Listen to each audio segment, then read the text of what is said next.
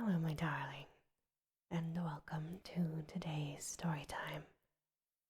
If you like what you hear, please make sure to like, comment, and subscribe. And now, on with our story time. The Cask of Amontillado. Fortunato had hurt me 1,000 times, and I had suffered quietly. But then I learned that he had laughed at my proud name, Montresor, the name of an old and honored family. I promised myself that I would make him pay for this, that I would have revenge. You must not suppose, however, that I spoke of this to anyone. I would make him pay, yes, but I would act only with the greatest care. I must not suffer as a result of taking my revenge. A wrong is not made right in that manner. And also, the wrong would not have made right unless Fortunato knew that he was paying and knew who was forcing him to pay. I gave Fortunato no cause to doubt me. I continued to smile in his face, and he did not understand that I was now smiling at the thought of what I had planned for him, at the thought of my revenge. Fortunato was a strong man, a man to be feared, but he had one great weakness.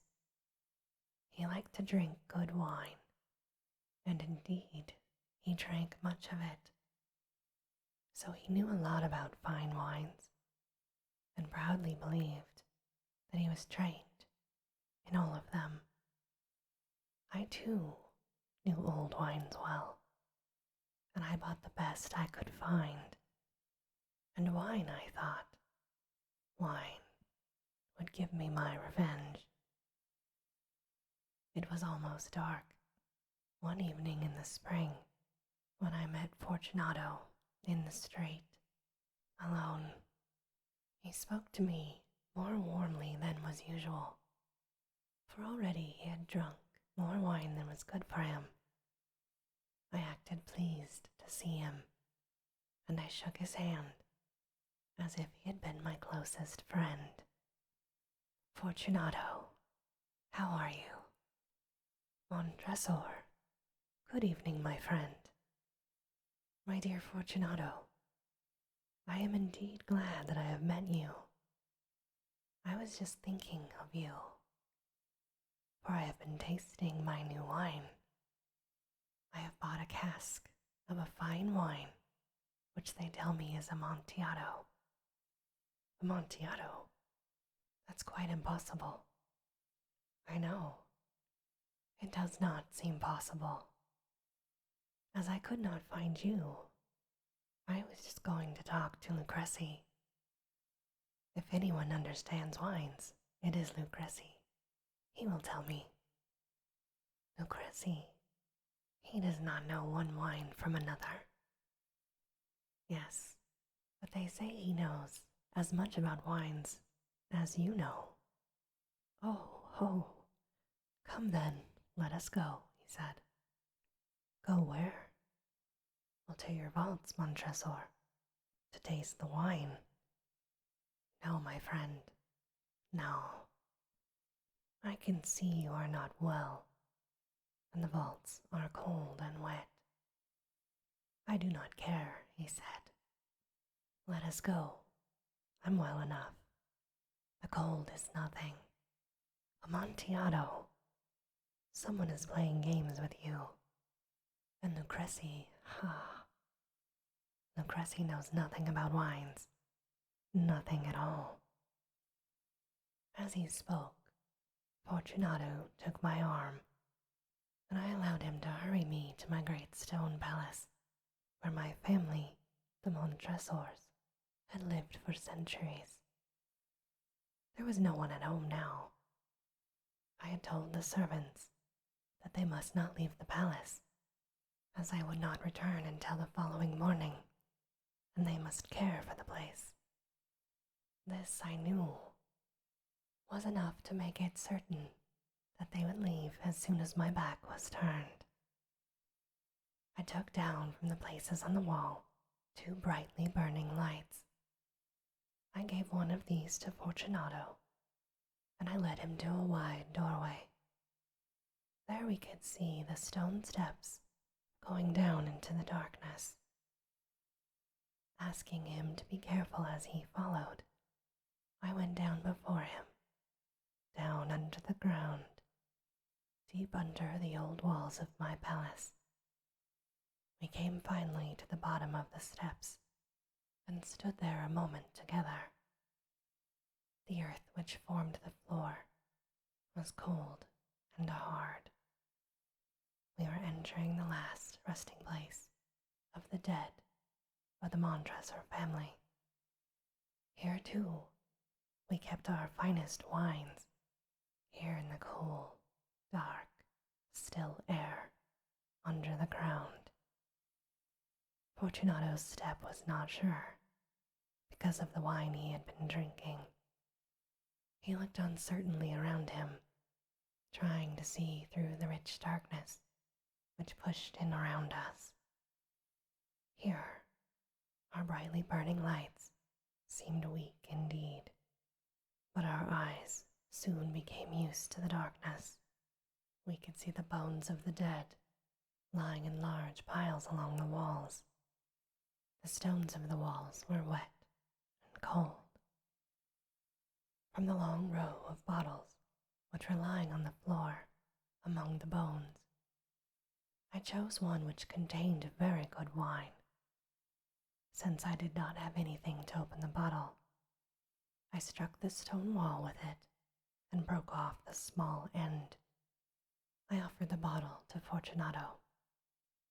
Here, Fortunato, my friend, drink some of this fine Medoc. It will help to keep us warm. Drink. Thank you, my friend, he responded. I drink to the dead who lie sleeping around us. And I, Fortunato, I drink to your long life. Ah, a very fine wine indeed. But the Amontillado, it is further on. Come. We walked on for some time. We were now under the river's bed, and water fell in drops upon us from above. Deeper into the ground we went, past still more bones. Your vaults are many and large. There seems to be no end of them.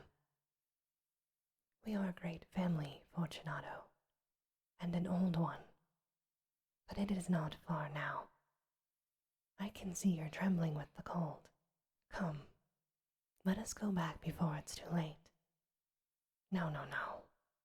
It is nothing, he responded. Let us go on. But first, another drink of your Medoc.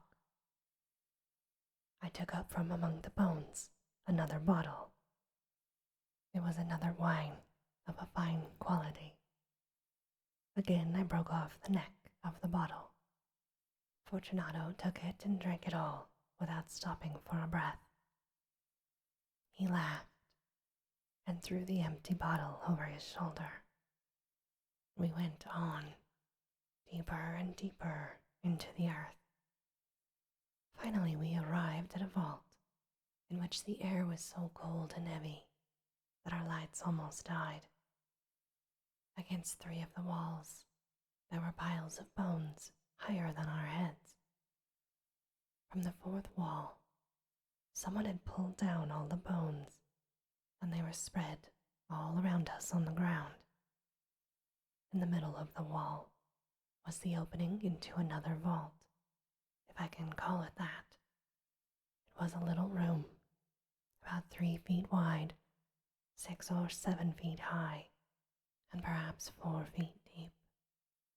It was hardly more than a hole in the wall. Go on, I said. Go on in.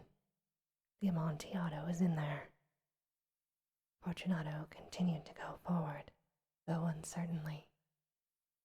I followed him immediately, Soon, of course, he reached the back wall. He stood there a moment, facing the wall, surprised and wondering. In that wall were two heavy iron rings. A short chain was hanging from one of these, and a lock from the other. Before Fortunato could guess what was happening, I closed the lock and chained him tightly to the wall. I stepped back. Fortunato, I said, put your hand against the wall. You must feel how the water runs over it. Once more I ask you, please, will you not go back? No. If not, then I must leave you. But first, I must do everything I can for you. But what about the Amontillado? He asked. Ah, yes, yes, indeed, the Amontillado. As I spoke these words, I began to search among the bones. Throwing them to one side, I found the stones which earlier I had taken down from the wall. Quickly I began to build the wall again, covering the hole where Fortunato stood trembling. Montresor, what are you doing? But I continued working. I could hear him pulling at the chain, shaking it wildly. Only a few stones remained to be put in their place. Montresor, this is a very good joke indeed. Many times we will laugh about it. We will drink our wine together and laugh. Of course, I said, as we drank the Amontillado. But is it not late? He asked. Should we not be going back? They will be expecting us. Let us go, my friend. Yes, I said. Let us go. As I said this, I lifted the last stone from the ground. Montresor, what are you doing? Yes, exactly. I heard no answer. Fortunato, I cried. Fortunato. I heard only a soft, low sound, a half cry of fear. My heart grew sick. It must have been the cold.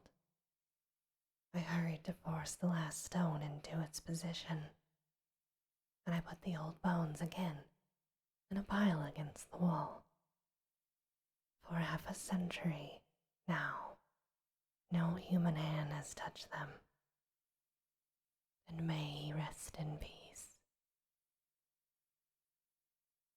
And this, my darling, ends our story time for today.